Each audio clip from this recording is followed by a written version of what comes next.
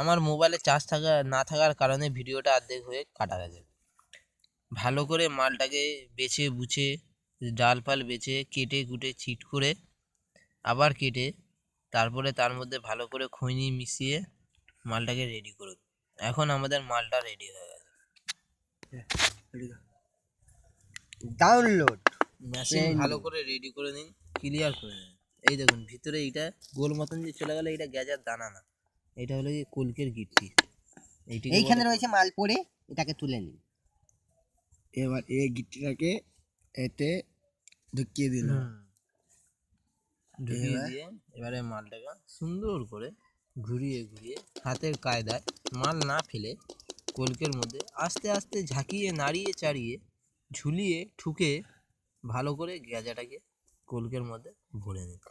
বেশি চাপ করবেন না, তাহলে টানতে অসুবিধা হবে, মাল অনিষ্ট হবে, সরকারের অনেক টাকা ব্যয় হবে।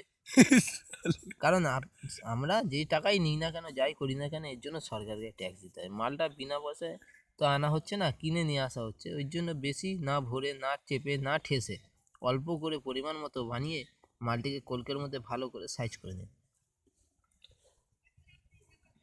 এইটা হলো আগের মাল। দেখুন খাওয়ার পরে মালটি ঠিক এরকম হয়ে যাবে।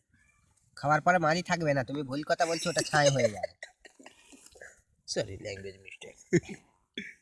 তুমি এই হাতে এই মালটাকে দাও, আরে পুরাতন বাসি মালটাকে দাও না। এই মালটাকে ওর সাথে গুঁড়ো করে পাইল করে দিলে আরো ভালো খেতে লাগতো। হ্যাঁ ঠিক আছে, আর কিছু করার নেই, আমাদের বক্তৃতা এখানেতেই শেষ হতে চলেছে। ভালো করে মালটি চাপিয়ে দিয়ে, আরে বাবা অত চাপলে হয় না, কিন্তু বাকি যা এক্সট্রা হচ্ছে ফেলে দিন। ফেলে দিন, ছাইগুলো ফেলে দিন। আর বাবাগুলো তুলে রাখো, বাবাগুলো তুলে রাখো, বাবা খেলা হবে না। এই হলো আমাদের গেঁজা রেডি। এই কাঠিটাকে ফেলে দিন, হাতে গন্ধ করবে। এইবারে বুঝতেই পেরেছেন এই কাঠটি কি কাজে লেগেছিল, এই যন্ত্রটি কি কাজে লেগেছিল, এটা কি কাজে লাগবে দেখতে পাবেন, আর এই খনিটি কি কাজে লেগেছিল, এগুলো আপনারা ভালো করে বুঝতে পেরেছেন। সব মাল কেটে কুটে রেডি করে সোজা একদম ডাইরেক্ট কলকের ভিতরে যা। আবার বাড়া কেন, মাল পড়ে গেল। পড়ে গেল কি করে? মাল পড়ে গেল করলে না তুমি, পড়ে গেল কি করে? মাল বলতে সেই আমাদের বানা দিয়ে লেওড়া হয়ে যে মালটি বেরোয় সেই মালটি না।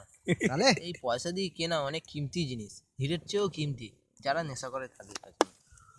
তো এখানেই আমাদের ইতি গজব। কলকে রেডি। এরপরে এর পিছনে একটা সাপি নিতে হবে।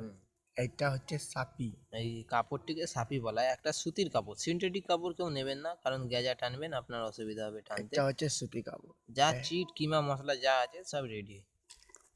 এটা হচ্ছে রেডি। এই হলো অর্ধেক গেঁজা, ওই গোটা প্যাকেট থেকে অর্ধেক বেঁচে থাকা গেঁজাটি।